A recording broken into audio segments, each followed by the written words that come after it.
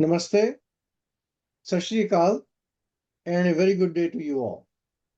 Thank you for joining us for this solemn webinar, Echoes of Kashmir. I'm your host, Jay Bansal. I serve as the Vice President of Education for Vishwa Hindu Parishad, America. Now, I'm joined by two eminent panelists today who are going to be talking about their lived experiences of the event that we are commemorating today. Before I properly introduce the two panelists, let me just frame the conversation for today, the webinar itself. So we are here today to remember one of the darkest chapters in independent India's history. January 19, 1990 was a night of terror that forever changed the lives of hundreds of thousands of Kashmiri Hindus. Under open threats, targeted killings, and escalating intimidations, an entire community whose ancestors had inhabited that land for thousands of years was pushed to the brink. When fear reached its peak, there was no elected government in place. The chief minister of the state had resigned and fled, leaving Kashmiri Hindus with no political protection whatsoever as terror closed in. What followed was a sudden and traumatic exodus. Families fled overnight, abandoning homes, temples, livelihoods, and generations of memories. The displacement that began that night did not end in weeks or months. It became decades of exile, loss, and unresolved grief. This webinar is not about slogans or retrospective arguments. It is about truth, the lived experiences, and remembrance. Too often, the Kashmiri Hindu exodus is reduced to statistics or passing references. Today, we seek to restore its human dignity, its reality, the fear that preceded it, and the long silence that followed. In the first part of today's webinar, we will examine the events that led to the January 19th event, tracing how horror was normalized until escape became inevitable. In the second part, we will reflect on life in exile, the absence of accountability, and the unfinished question of justice and return. This is a very serious and solemn occasion. We ask you to listen with seriousness and empathy.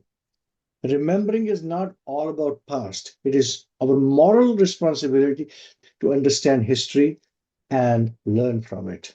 Now, to unpack all these issues that we just talked about, we have two eminent panelists today joining us, and I will introduce them one by one. Dr. Ajay Changruji, he's the chairman of Panun Kashmir, a political movement of Kashmiri Pandits founded as a result of the forced exodus and genocide of Hindus in Kashmir. Dr. Changru is a physician by profession and a well-known political analyst on Jammu and Kashmir affairs. He's a freelance writer on human rights and terrorism. Today, he is joining us from Bharat. Shri Sanjay Kaulji is a professional civil engineer and a social and cultural activist based in Boston. Kaulji is a founding director of Multidisciplinary Institute of Teaching and Learning, American Asian Pacific Islander Action Group, and Massachusetts Wellness Initiative. He has served Kashmiri Overseas Association as its international president for 2 terms. He has arranged presentations, seminars, and symposiums on Kashmir and made presentations to Government of India representatives, international leaders, as well as US congressmen representing the views and aspirations of Kashmiri Hindus. Currently, he serves as Vishwa Hindu Parishad America's Joint General Secretary and International Coordinator. A very warm welcome to both of you, Ajayji and Sanjayji. Thank you for taking the time to be with us. And I'll we'll start with Sanjay Kaulji talking about the harrowing experiences that led to the event of January 19th, 1990. Please. Thank you, Jaiji, for that introduction, and thank you to Vishwa Hindu Parishad of America for organizing this seminar under its Top Hindudvesha program. And respected panelist Dr. Ajay Sanguji and dear viewers, namaskar to you all, and thank you all for joining. An American author by name William Faulkner said, "Past is never dead." And we all know that those who forget their past are bound to repeat it. With that thought in mind, the idea behind observing our exodus is threefold. Number one is to remind ourselves as well as tell our children about what was done to us. We also take this opportunity to garner support for our cause from our well wishers, like the people who have joined us today. Then the second reason is that there are generations of people who are no longer with us. These are the people who have passed away. They had a desire to go back to their home in Kashmir, and that desire was unfulfilled. So it is on our shoulders to go back and come alive their desire. It's like this: when I left Kashmir, not only me and my wife left, my parents, mother, father, my grandparents, three generations left. And those two generations, the generation of my grandparents, the generation of my parents, are no more with us. And they had this desire to go back. So we have to keep their desire alive. The third part why we do these programs is to acknowledge the efforts of those among us who have over the years selflessly been being a driving force for our cause, to make representations, to meet with people, to talk about our rights, to talk about our uh, intention of going back and settling back. So all this is being done and remembered today. And we want to take this opportunity to thank all the Kashmiri Hindu institutions and the organizations anywhere in the world, whether it's within India or outside India, who make the effort to actually promote and preserve our culture and heritage, as well as make representations to the government officials or anybody who is willing to listen. Thank you to all those people who have been with us for the years. Now, to answer your question, Jaiji, uh, about where we are today and what happened, I want you and everybody else who is present here today to imagine this. On an extremely cold wintry night, when it is pitch dark and pouring, and you are driving on a road to go somewhere, there is zero visibility, and you come to a four-way intersection. You have no GPS on you, there is no road map with you, and you have no phone to connect with anybody who could guide you. How would you feel? You feel lost, you feel helpless, as you do not know which way to turn. That is exactly how the Kashmiri Pandits feel today. Kashmiri Hindus feel today. And today is the completion of 36 years of our exodus from our homes. During this time, there is no political party that has owned us. There is no ruling dispensation that has taken up our cause. And there is actually, during this time, since 1999, prime ministers have changed in India. None of them actually took up our cause. We are unfortunate people because we are refugees in our own country. The genocide of Kashmiri Hindus is the face of evil in India. Nobody has acknowledged it. And I am telling you with certainty that it will happen again, and it will happen in different parts of India. It is happening now in Bangladesh. That is the genocide the Hindus are facing there. If the Hindus, if the government of India, if the people of India don't come together, it will repeat, and we'll all look back and repent why we didn't come together.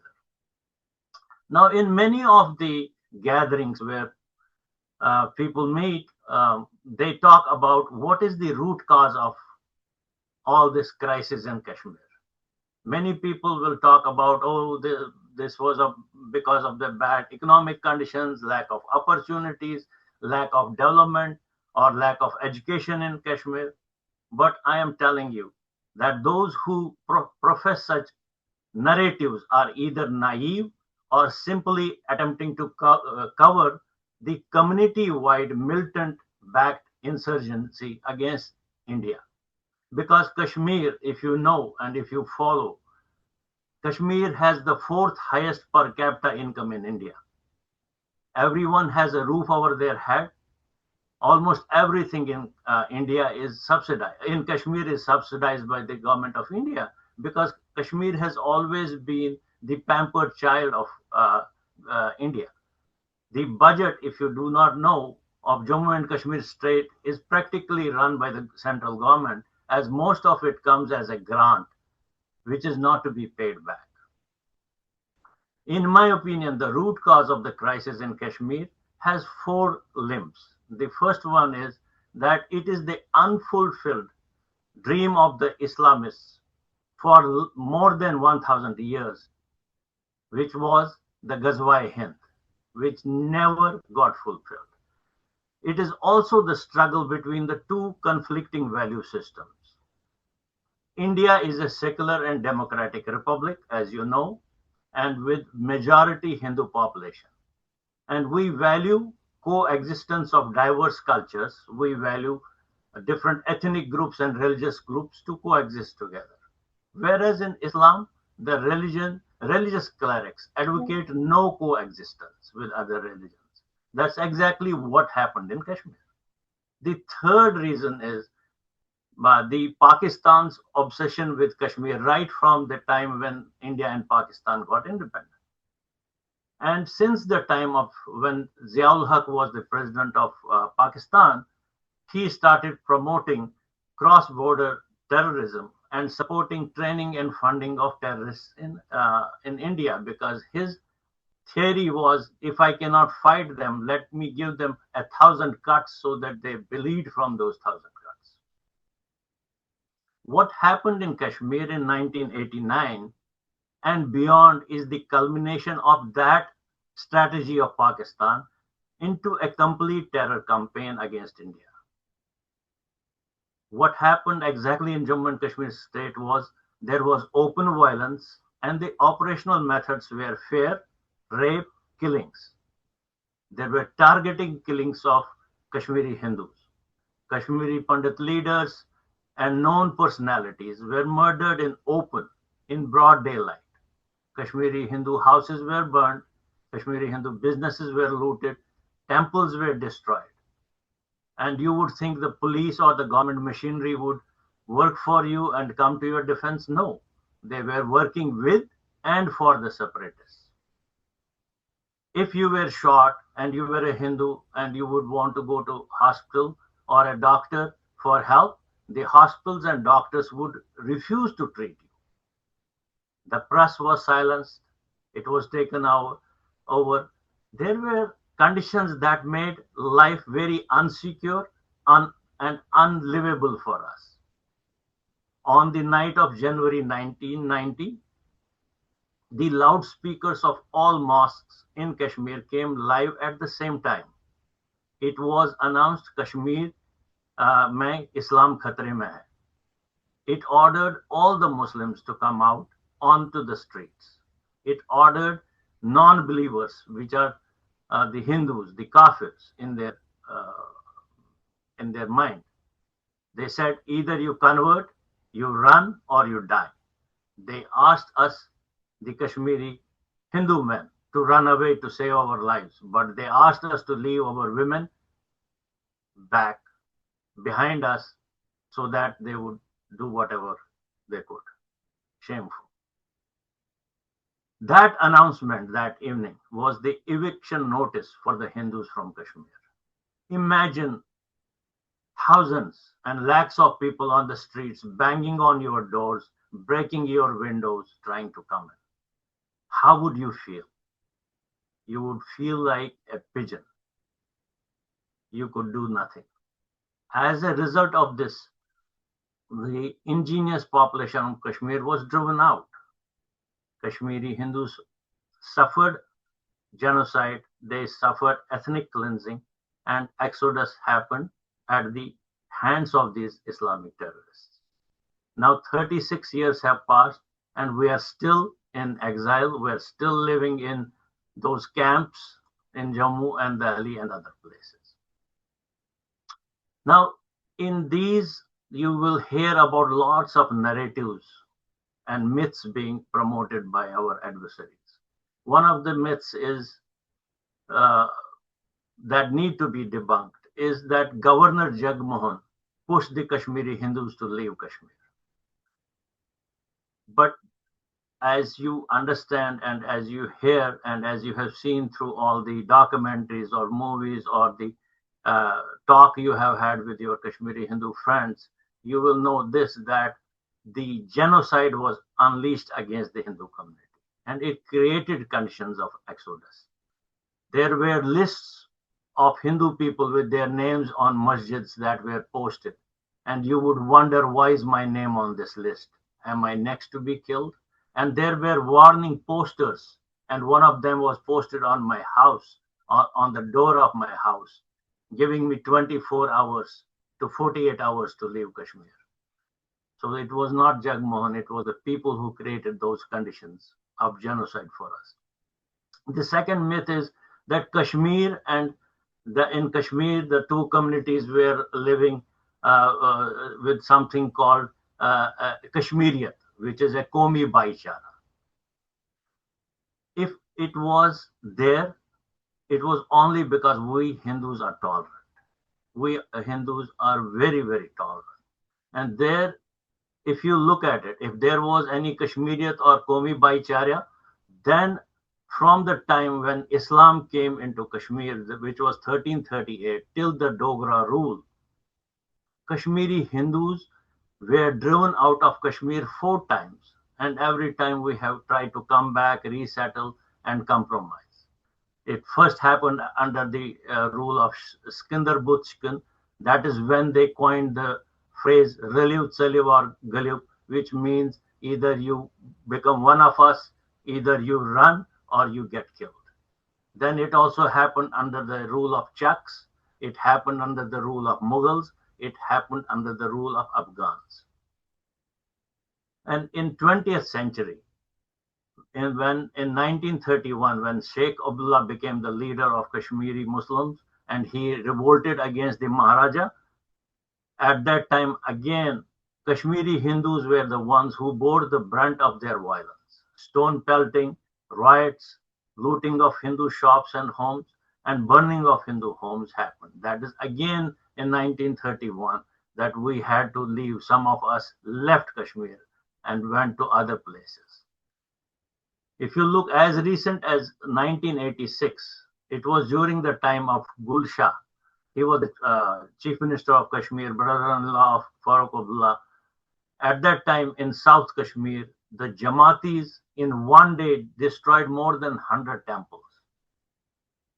And they looted our homes and businesses. If this is Baichara and Kashmiriyat, do you think that there was really some Baichara and Kashmiriyat among the two communities? No, it was only there because we were tolerant and we were compromising every time.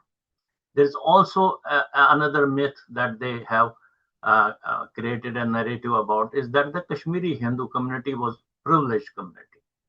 If you look at it, the facts will speak for it. That after the accession of Kashmir, and ever since National Conference came to power in Kashmir, the Kashmiri Hindus were treated as second-class citizens. They reduced our participation in professional college admissions, in job recruitments, and to come to those, make that effective, they would play with our population numbers, the number of per the census. They would fudge the numbers so that they say, oh, we are giving you more than what your numbers are. And being a small minority, we are about 5% or less than that in the state. We were not treated as a minority. We are said that you, since you are Hindu and Hindus in India are majority, therefore you belong to majority. You don't get any treatment. The another myth is that government of India unleashed forces, major force in Kashmir. But you have to understand this one fact that for Kashmiri Muslims, it was a struggle for freedom. They wanted freedom from India. They wanted to merge either in Pakistan or become a free nation. That was their struggle. And as we, the Kashmiri Hindus, are Indian nationalists and patriots, we did not participate with them in their struggle. We have been the flag bearers of Indian identity in Kashmir, for which we have paid a huge price. What did we get in return? We were thrown and are still, after 36 years, we are refugees in our own country. Then there is another myth that Kashmiri Hindus are divided. What do you do with them? But imagine this, just to feed one mouth, you have two hands, you have 10 fingers. Same way we have our associations, we have institutions, we have different people working individually, and everybody wants to do something for their community. And in that effort, they are meeting people, they are pleading for our own community, our own cause, and our political aspirations are represented by one organization, that is Panam Kashmir. So we're not divided. We are all working in different ways to bring our point to those who are in authority. Now think of this. Even after our exodus from Kashmir, those of us who came to Jammu and other places of the country, and there were still some who stayed back in Kashmir. They lived in villages, they stayed there. You would think that they would be treated well. No, there were so many massacres. To name a few, in 1997 in Sangrampura village of Badgam district, 7 members of one family were killed. In 1997, again in Gul Ramban district, people were asked their religion and shot dead. In Vandahama, which is in Ganderbal district, 24 members of Kashmiri community were brought out and killed. When Bill Clinton visited India in year 2000, just to create a havoc for his coming to India, they killed in Chhati Singhpura in Anantnag district 35 Sikhs on the same day. In Nadimarg, Pulwama district, 24 Hindus were massacred. This is the one incident that Kashmir Files actually depicted in that movie. And there are so many more instances of these massacres. We were not safe anywhere. We are not safe with them. In all, more than 1,500 Kashmiri Hindus have been killed. Thousands, more than 5,000 security personnel have been killed.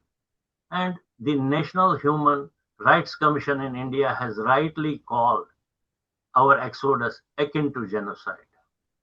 It is unfortunate but true that the plight of Kashmiri Hindus, when you look at it, the world has remained silent. It is very, very unfortunate.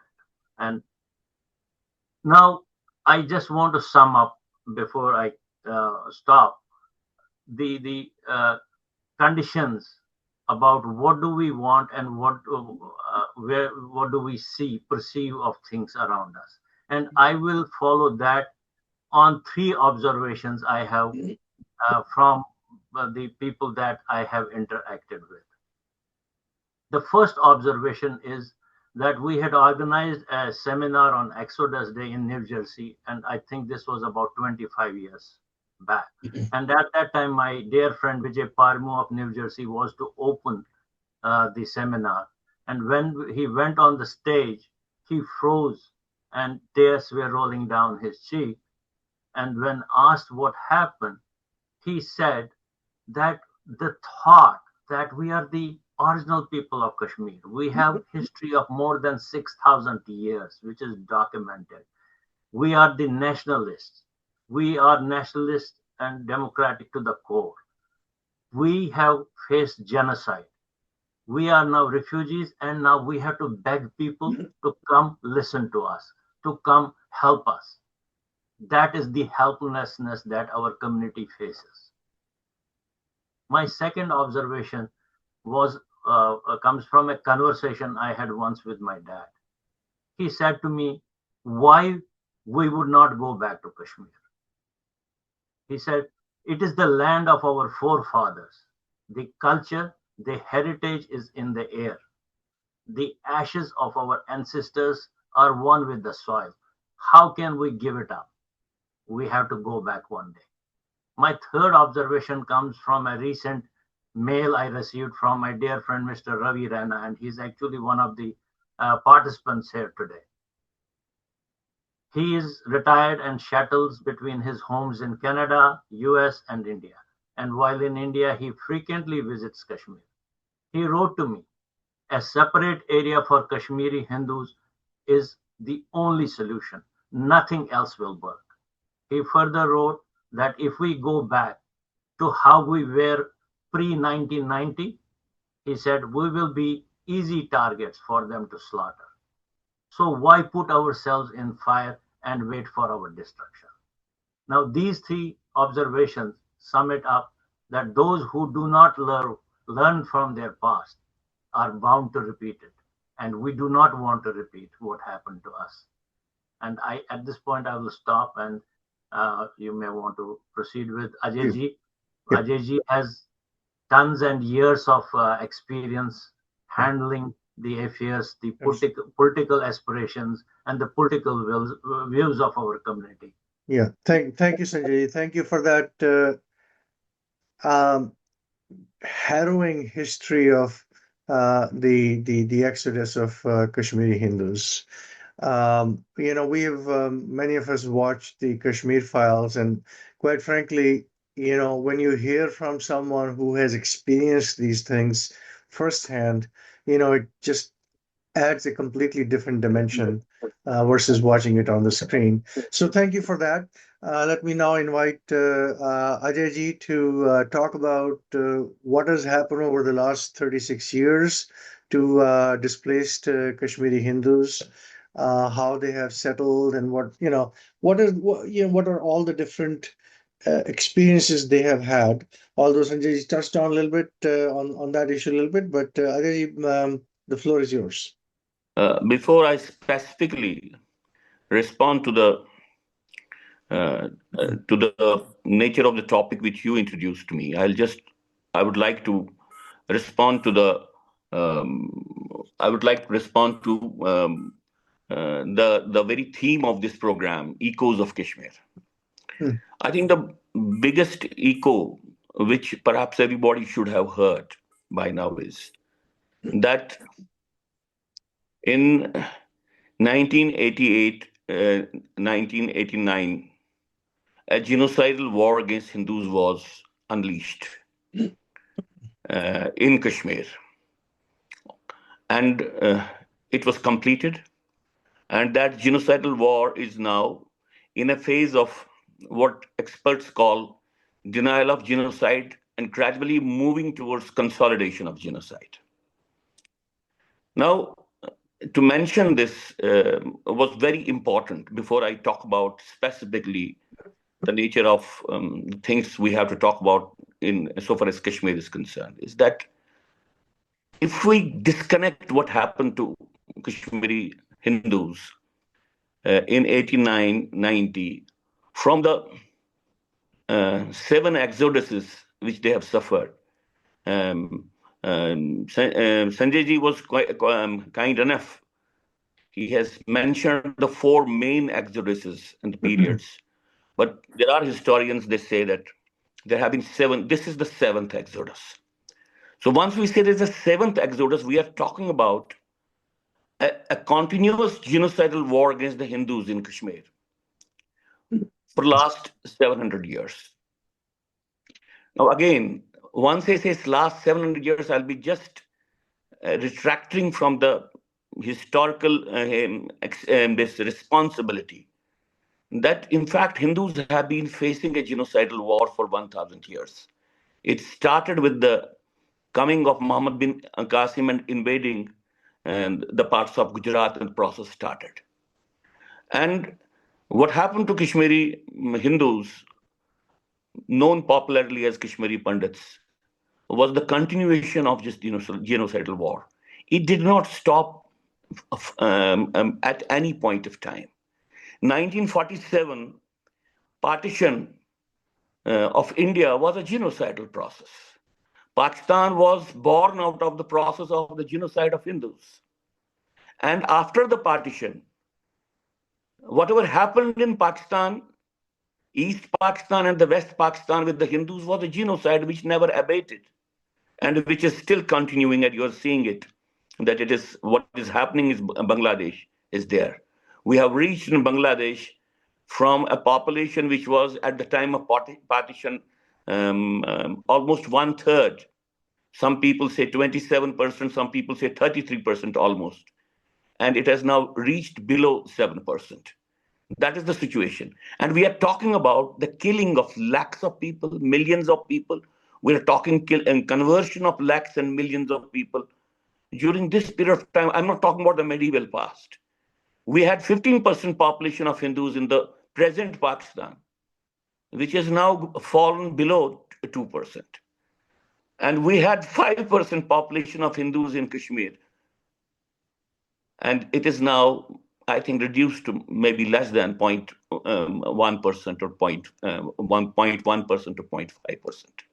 That is the situation. So the echo of Kashmir is that this genocidal process has not stopped. This genocidal war has not stopped. It is continuing. And the second thing, the second echo which follows this echo is that wherever the genocides have taken place in the world, if they are not addressed, they duplicate.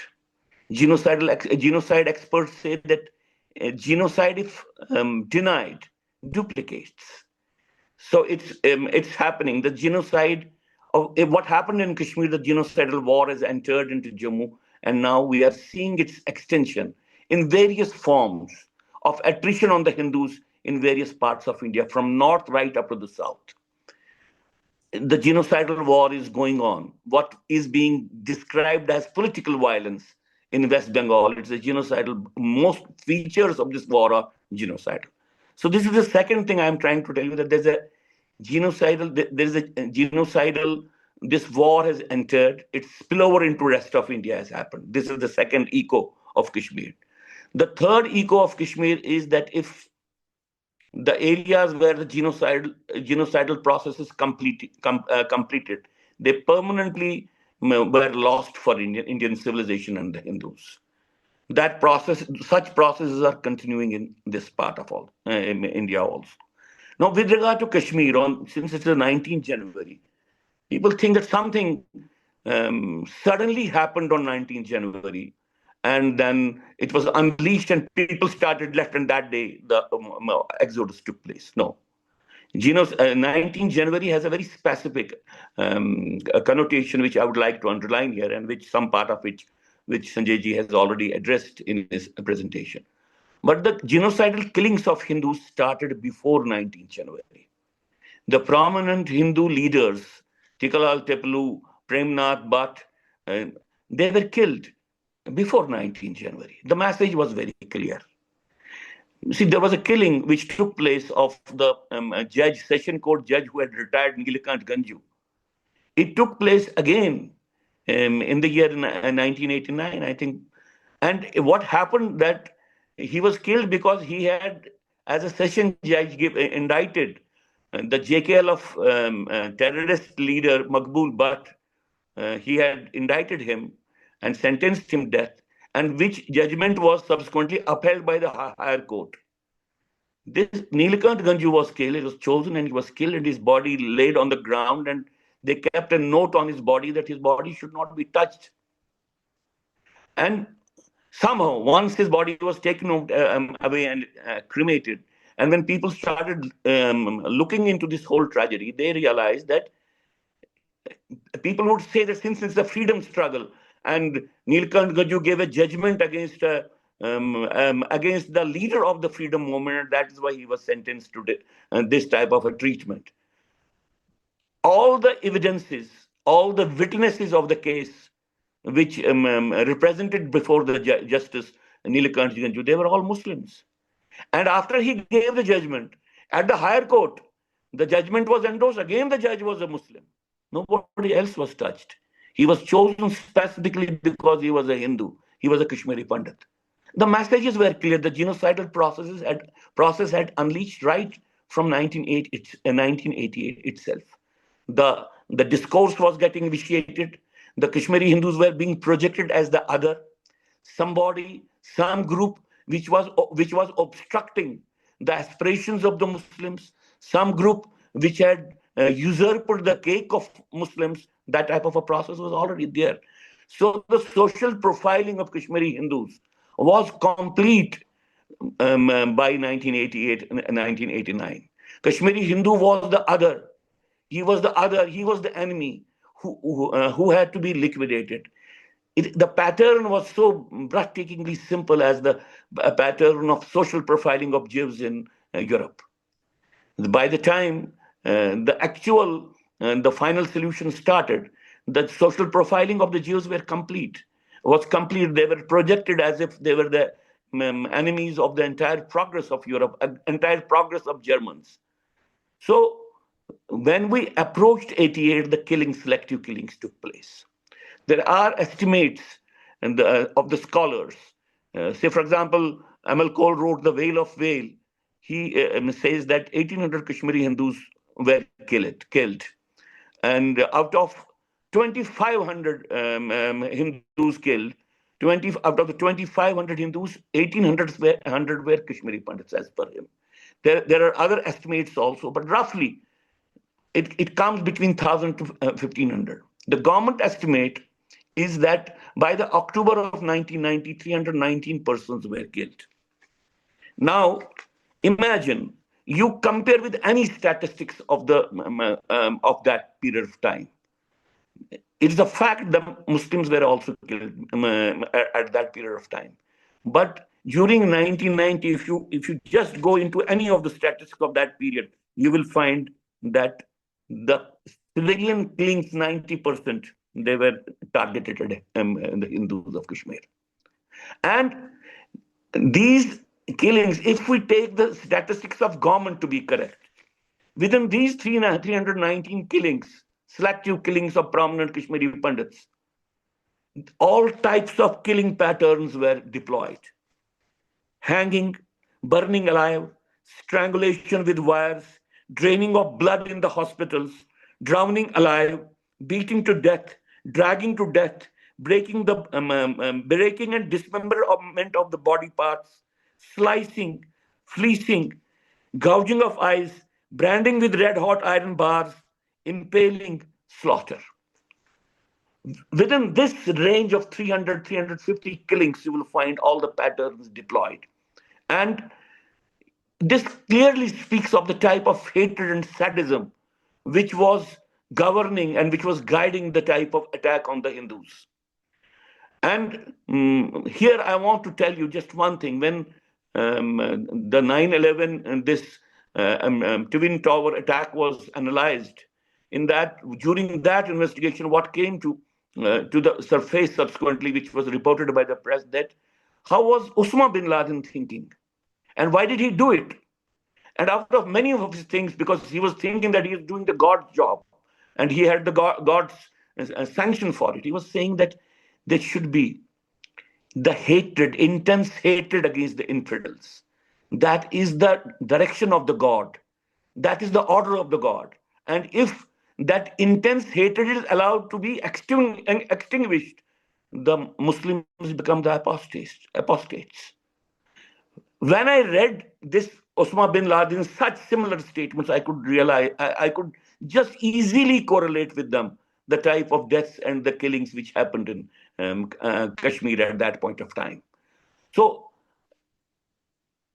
it was a very clear-cut, any clear-cut example of how genocidal process unfolds. If you take the definition of the genocide, it fulfills the pattern of killing fulfills all the aspects of killing. What was claimed at that point of time? They said that it is being done by a few people, few terrorists who have come from Pakistan. It did not have the sanction of the Muslims of Kashmir. And it is here that 19 January, importance of the 19 January comes. On 19 January, what happened was that millions of people across the valley, and I will specifically mention millions of Muslims across the valley, came to the roads from the evening right of dead of the night, clearly declaring they want the expulsion of Kashmiri Hindus. They want Kashmiri Pandit Hindus to leave. And those 6 to 8 hours were at any time the crowds would barge into the Hindu houses and will burn them. And it was a period when the administration was totally absent. Jagmohan had become the governor, but he had not as yet reached Kashmir. And if you read his biography, he's categorically saying that nobody in administration was cooperating with me. Nobody in administration was taking up even my phone calls. And when Kashmiri Hindus were frightened that any time they'll be destroyed, they would call him frantically.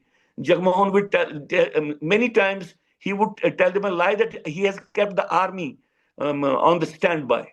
And there are many Kashmiri Pandits who had already talked to the army officers. They were surprised that even the GOCNC Northern Command was not knowing what was happening. And when GOCNC Northern Command talked to the Corps Commander of Kashmir, Corps Commander was not knowing what is happening. And more than that, there was a standing instruction which Jagmohan itself says that I was told that in no circumstance you have to deploy the army. So, on 19 January, what happened? They didn't come out with guns and kill thousands of Hindus. They came out in millions to declare that they don't want Kashmiri Hindus to live there. They don't want Kashmiri Pandits to live there. It was a social sanction. It was the day of social sanction of Muslims to the genocide which was already going on. That was the message which was communicated to Hindus, that the Muslim society does not need you. Muslim society has a consensus that you should not live in Kashmir. And that's why it was for us. Till that time, we would believe that some people are doing it. Some small segments of the society are doing it. And the larger population, they are our friends, they are our brothers, they are our neighbors. They don't want it. Once I make this statement, I don't say there was no Muslim who helped the Kashmiri Pandits. There were Muslims. But I'm talking about a pattern, a social pattern. The social pattern was the endorsement of the expulsion of the Hindus from Kashmir.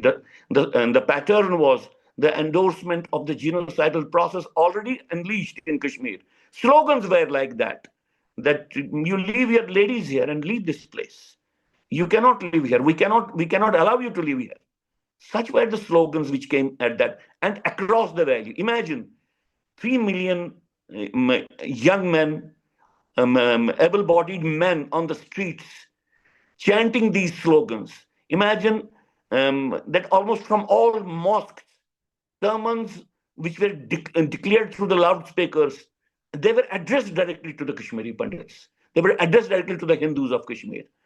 So while on one side, the selective killings, kill one and scare 10, that process had already started. This day was used as a day of declaration and proclamation of the social sanction of Muslims to the expulsion of the Hindus, to the religious cleansing of Hindus. That is why this day became very, very important for us. There is one more thing, that why 19 January we all agreed instantaneously is the most important day to be remembered for the future, in case this whole situation has to be reversed. For the history, it has to be remembered. That was this day we found that the state had abdicated. And state had been made to abdicate because the secular vision of this country has ultimately become an insulation. It had become a veil. It had become a smoke screen to hide a genocidal process which was there on the ground. If the army was not knowing what is happening there, Police had totally collapsed. Again, you read Jagmohan. He says categorically that police stations were not responding. And at that time, immediately after 19th January, the police stations had to be guarded by the BSF pickets. It took a long time for the state governments and the central governments to ultimately reactivate the police force of the state. We could see abdication. We can see the connivance of the entire political class and entire governing class with the separatist movement in Kashmir, which was genocidal. I want to mention it once again, where in the arena of narrative where we have failed, not Kashmiri Pandits, not Hindus of Kashmir, but where the whole nation has failed. There was never a freedom movement in Kashmir. From the beginning, it was a moment for the destruction of the freedom, destruction of what the mankind recognizes as freedom. It was a moment of it was basically a moment for creating a theologically driven totalitarian state. And and the process is still continuing. Now, having said this thing, that this day um, represents the day when a society chooses to declare publicly that they don't want the other society, which happens to be a minority, to live with them. This thing cannot be taken lightly. This thing cannot be it cannot be trivialized that some people killed Kashmiri Hindus. After all, if there's 1,000 persons which have been killed, they can be killed by a few groups. But compare this process.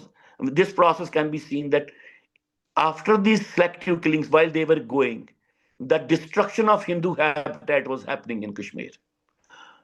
Clear-cut patterns. I have done a lot of research and I have done exhibitions at the national level on this issue. I didn't have money to create a film, but I did it across the country. The photographic documentation of the destruction of Hindu habitat in Kashmir. Hundreds of temples were desecrated, destroyed, defiled.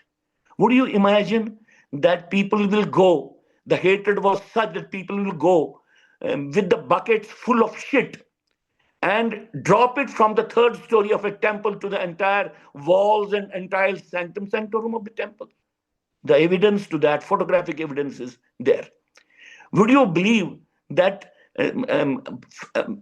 foul slogans will be written on the walls of the temples? Now, destroying a temple brick by brick, story by story, it's not a task of 2 or 3 terrorists. It cannot be done unless bigger population segments participate in it. Hundreds of houses were burned, and hundreds and thousands of houses were plundered, and thousands of houses were and thousands of they were looted. The evidence is there. The photographic evidence is there. The FIR, the reports with the government, they are there. What happened to the Hindu habitat there? It's quite there. It was all hidden. Who was? See, once I tried to see the pattern of destruction in Kashmir. I could see that wherever the Hindu houses were together, they were put to fire whole hog. Say if there is a Hindu village or a Hindu mola where there are 50 houses, they were all burnt. Very clearly, the pattern of destruction was in which the segments of the society participated. It was not done by a few persons. Now, so there is a genocide which has happened. This genocide which has spilled out to the rest of India. We are not face to face with some small-time terrorist acts done by a few persons. There is a bigger war which is called as a jihadi war which is going on. And this war has to be faced. And the spread of this jihad is now, I think, it's almost across India. And we are face to face with this situation that could we ultimately come up, create a process of social movement where the entire nation stands up to fight this jihad. Last but not the least, I want to tell you that the return of Kashmiri Hindus to Valley will not take place unless the state of India and the political class of India recognize that a genocide has happened. We are not migrants, we are genocide victims, number one. Number two, a Hindu habitat of Hindus has to be created. There are no old homes and old localities where they will go. And we are very clear about it that the time has come. The reorganization which BJP government rightly did, it was a half reorganization. The time has come that the present J&K state should be reorganized further. It is inevitable in the interest of defeating jihad, pan-Islamism, that Kashmir should be divided and Jammu separated. In Kashmir, what we are saying is upon Kashmir be created east and north of River Jhelum, where all the Hindus who were expelled from Kashmir can be settled. This is a call. This is a call because if we do it for the first time, we'll be reversing the demographic expansion and the genocidal war which Pan-Islam has unleashed on various countries, various civilizations, and India. And if government of India rises up to this thing, then things will improve all across the country. Ajayji, thank Thank you. you. And Sanjayji, thank you for sharing your insights and lived experience with honesty and courage, and obviously with a lot of passion, which is very, very understandable. Um, there are a number of questions in the QA box, which I'll get to in a second. But I'm remiss in one thing. We should have done this at the start of the webinar. I think we should take 1 minute of silence to remember and pay homage to all those who lost their lives in this conflagration, in this genocide. We're also reminded, and also by both the panelists, that this is not the end of the story. This regime of terror is spreading across all of Bharat, and we're seeing this in Bangladesh in spades in on live TV. Brij Gargji has reminded us of that. So let's just take a moment of silence to remember all those who have, who've been victim of this and who are continuing to suffer.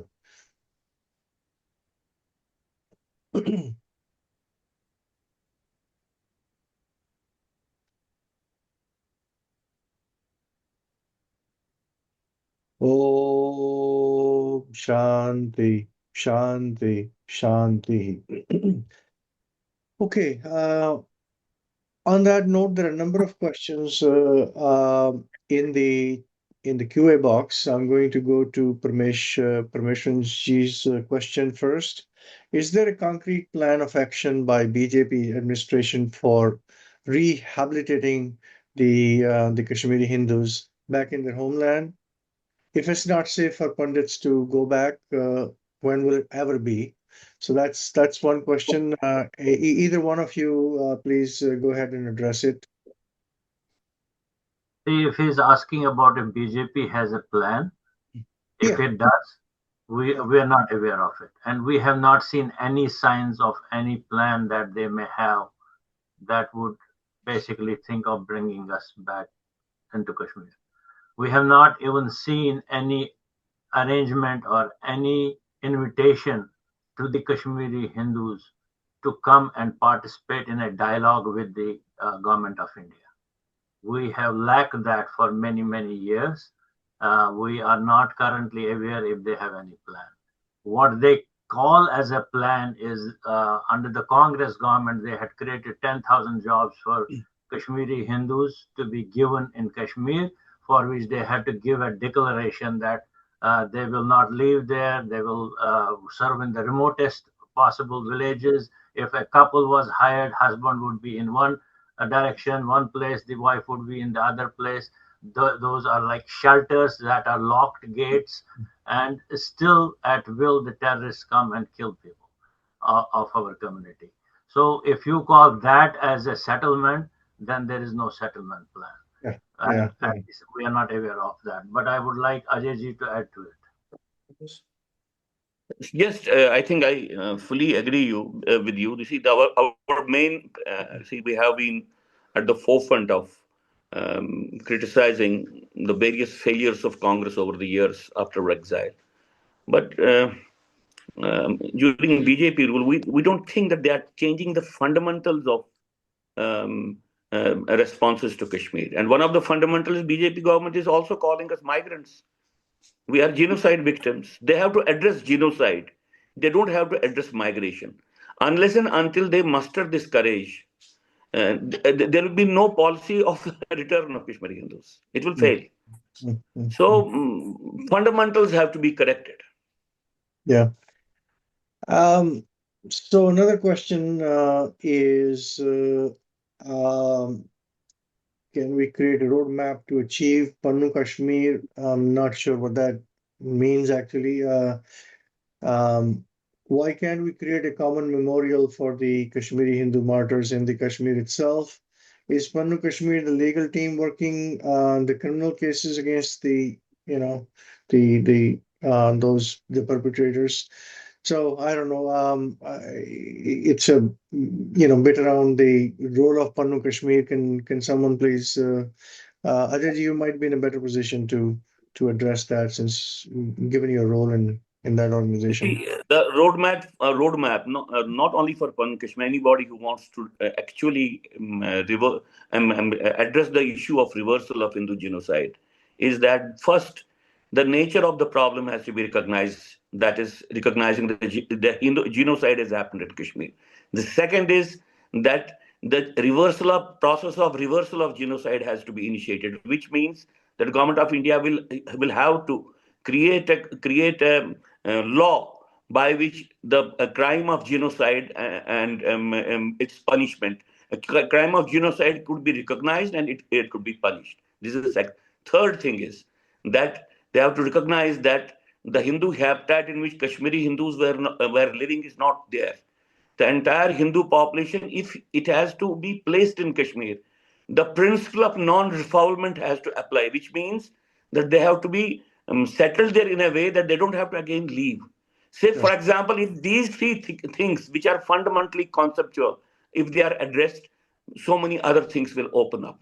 And we are trying that government realizes it and realizes it at a lower price because genocide is spreading. Hmm.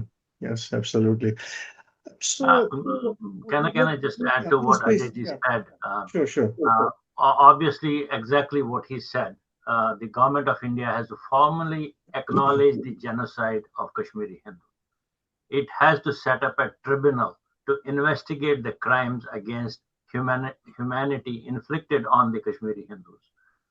And we should expect the government of India, through these processes, punish those who were directly involved in the killings, rape, destruction of temples, destruction and taking over of the Yeah. Hindu properties.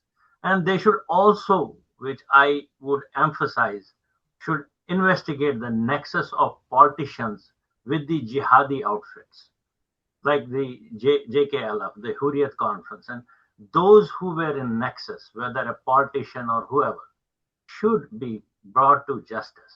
I mean, Hmm. they did a crime, and if you let these people go unpunished, you are creating a precedence that these things will happen in other places in India. Absolutely, absolutely. Thank you, Sanjay, for that thought. There's a comment here from Mohan Santiji and actually in the chat room, but I'll take that one. So I request that the role of Shah Mir, Sikandar Shah, and Nehru be addressed. The duration and history gives us the depth of Islamic problem in Kashmir. I intend to actually follow up with a more sort of a historical perspective on the how we came to where we to where we are today in Kashmir. So we'll address that more from a historical perspective. Today is obviously commemoration of that particular event that took place 36 years ago. So we'll try to get there in Can time. I add something, Jaiji? Yeah, I please. know I personally know Mohan Hanji, Shantiji. Hanji, yes. Mohanji is a researcher. He has done a lot of research on Kashmir, and he has actually made a program about the history of Kashmir, where how the Islam came into Kashmir, how it took over the reins, and that section where he's talking about Shahmir, he's talking about the 14th century when the Hindu king had a daughter. She actually married a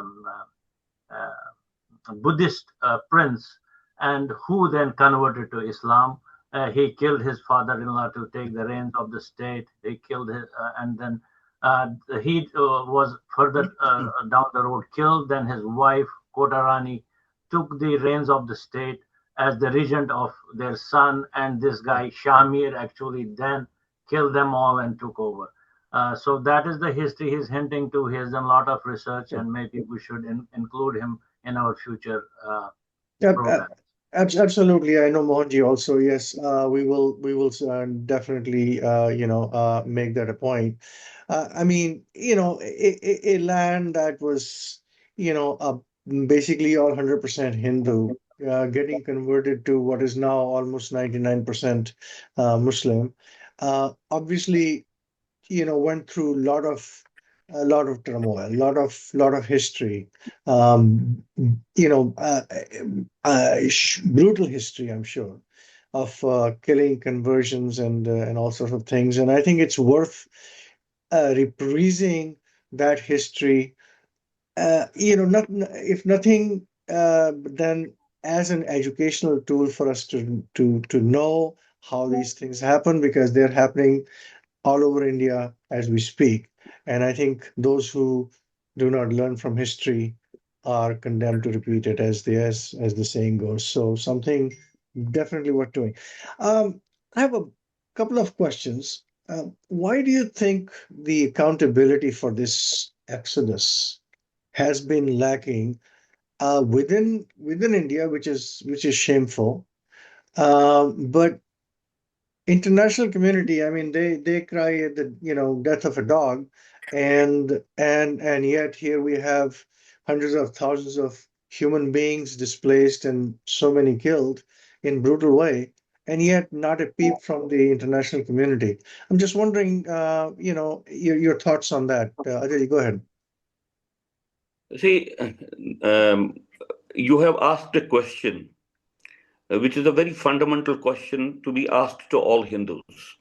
In Yep. case, so I believe that the state which came into existence after the partition of India, the Indian state, its basic ideological plank was, it started from the plank of denial of Hindu genocide.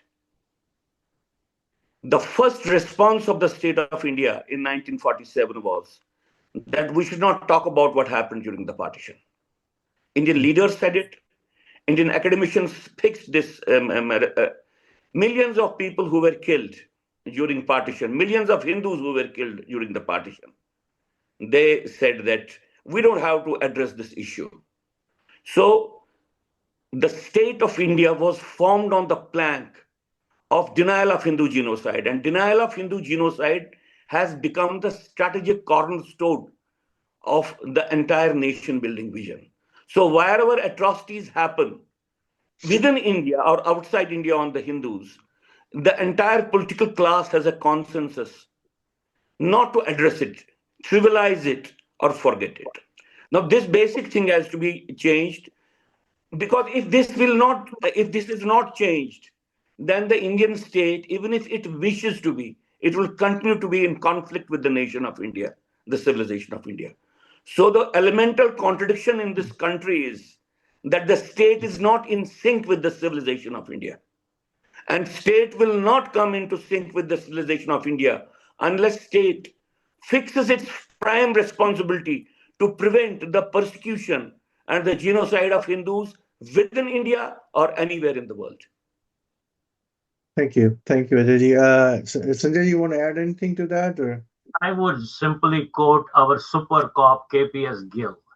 He aptly summed up the plight of Kashmiri Hindu community when he wrote, "The Pandits have become the target and victims of one of the most successful but little known campaigns of ethnic cleansing in the world." He said similar happenings of a far lesser magnitude in other parts of the world have attracted international attention, censorship, and action in support of the victims of the community. But the campaign against Kashmiri Pandits has virtually passed unnoticed. And this was a failure of government of India to actually own the Kashmiri Hindu community and go after who inflicted genocide, and also create narratives in India as well as outside of India to counter what was being said. They totally and typically failed in this case. Thank you, both of you. One more question. I think Sanjay, you touched on it at the beginning. Yes, this behavior, the jihadi behavior, is sometimes um, ascribed to, well, these are dispossessed people. They are deprived. They are, misguided. They're this and that. And it's just to create a narrative that basically excuses this uh, obviously destructive and genocidal behavior in a certain community. Um, Kashmiri Hindus have gone through dispossession. They are, refugees for the last 36 years and more. Terrible. They have suffered terrible pain of, losing their family and friends. And so my question, a loaded question really is, how many of them have turned in, terrorists? How many of them turned into, the life of crime, if you like? Unfortunately, none. Well, I say it unfortunately because looking back, why didn't we pick a gun? I think mhm. it, I think the Kashmiri Hindus, all of them are Brahmins. For thousands of years of our history, we have been associated because Kashmir is land of learning. It is land of Mother Goddess Sharda. We had the Sharda peak in Kashmir. We every Hindu, when they rise up in the morning, they turn to north and bow down their head for Sharda Mata. And we have always been in scriptures, in research, in teaching and education. That is our forte. And in fact, that forte has actually saved us because our mothers, sisters sold whatever they had to educate their children.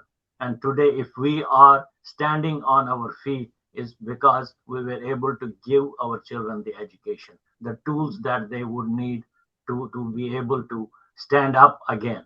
The Farooqullah government, when we left Kashmir, we were forced out of there. They had said that we will make Hindu Kashmiri Muslim women to come and serve Muslim families in their homes as daya. But we have been fortunate that Mother Goddess has helped us and be able to survive and sustain ourselves through these years. And to There the is, answer to your question is, we did not pick up the gun, but there was one example. Probably Ajay ji may Hmm. hint to that. you see, there is it's a classical phenomenon throughout the world, and that is that people who pursue the track of culture and education, they do not become criminals. The question raised this time globally is, why is it that the Muslims who leave their countries for better pastures rest of the world in Europe or at any other places, their own countries cannot accommodate, they cannot create their well-being. But why is it that once they reach these countries, they indulge in all sorts of crime?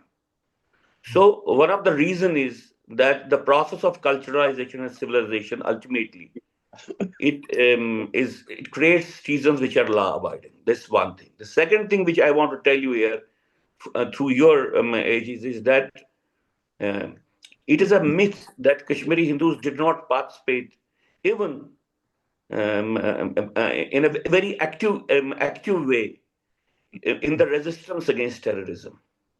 If you ask the leading counter-insurgent leaders of Kashmir, they will swear by Kashmiri Pandits and not by anybody else. They will still tell you that the best group, the best people with which they worked, were the Kashmiri Pandits. There are people this time in BJP of J&K who have worked in the resistance against the separatism and terrorism. There is never a dearth of it. The only thing is that it was not tom-tommed. The RSS knows about it. The BJP knows about those people that who have offered this resistance, and they also know what type of treatment was meted out to them subsequently. I think it is a very good thing that after we came out and we tried to survive, there were small spaces which were there. They were created for our education and professional trainings. We did it and we created the best of citizens. We have not indulged in crime, and we don't want anybody in India to indulge in crime. The last thing with regard to this question, I want to tell you that we are aware that we are fighting jihad. We are not fighting the local Muslims. We are fighting a jihadi war which was unleashed. And for the jihadi war, a bigger response needs to be created. Thank you. Thank you, both of you. I'm mindful of the time. We are just about 15 minutes past the hour that we have allocated. But first of all, I want to thank both of you for sharing your insights and your personal experiences and with about this terrible event that has happened in your lives and in India's history. Of course, we want to thank the audience as well for listening with seriousness and empathy. By the way, the thrust of my question was not to imply that Kashmiri Pandits do not have fighting spirit. They do. My the whole point was to note that this myth of that oppression and poverty and dispossession, so on and so forth, creates terrorism and this kind of behavior is total nonsense. Obviously, Kashmiri Pandits could have easily responded in the same way, but they did not. So there is a difference in how we look at life versus some other communities look at life. The other point, Ajay, you made is education and culture teaches us to be more respectful of society's rules and regulations and laws. I mean, the reality is, the recent events, Al Falah University, and look at, hundreds of, physicians and what they did, tells me that that thesis actually is not really valid. There is something more fundamental that is driving this behavior, unfortunately. So it is very sad. We have a I think uh, uh, difficult situation, at least in Bharat and quite frankly around the world in front of us. Many societies are not even realizing the threat that they are harboring and promoting, in fact. So, so there is much more to be said on this subject. In future sessions of this kind, we will try to look into the history of Kashmir and also look at the spreading web of terror around the world, coming essentially from the same place. So, on that note, I'm going to actually close this session. Would you And like to do a closing statement? yeah, please go ahead. I think I would want to close with a statement from a conservative statesman who dominated Europe in the 19th century. His name is Otto von Bismarck. He said, politics is the art of possible. And our hope from the current government of BJP under Modi ji is that they will make it possible for us. If it doesn't happen under this dispensation, it will never happen. Because it's our wish and hope to live and flourish with honor and dignity in our homeland without fear of getting robbed or raped or killed, with freedom of speech, liberty, and justice, and to practice our religion freely. And we should be the ones managing our own affairs, to which Ajayji hinted, something like Panun Kashmir, something like a hill council, something like a governing body of its own, that we are able to manage our own affairs. And if possible, they should ensure complete safety and security of those Hindus who are still in Kashmir Valley. And every day we hear one or the other is being killed. And we should not be called migrants. We are internally displaced people. And all the distress sales, the taking over of properties of Hindus in Kashmir, those should be rightfully given to their rightful owners. Thank you, Sanjay ji. Ajay ji, you have. I have just 4 sentences to say. Sure, sure. The first, and that is for the friends who are listening to them, to us here. The first thing is they have to realize that Hindus are facing an unabated genocidal war for 1,000 years. We have to respond to it. Number one. Number two, the genocide is not an information; it is a phenomenon. It has to be understood. The third sentence which I want to say: the most totalitarian war in the world is jihad. There has to be a thorough education about jihad. Fourth, and the last one is that jihad and genocide has to be defeated. We have to prepare for that. We don't have to prepare for the elections. We don't have to prepare for day-to-day governmental work. Thank you. Thank you once again. Thank you very much for both of you for sharing your thoughts, and thanks to all the people in the who joined us for this very educational and certainly very emotional session. We will carry on this conversation in other forums of this nature.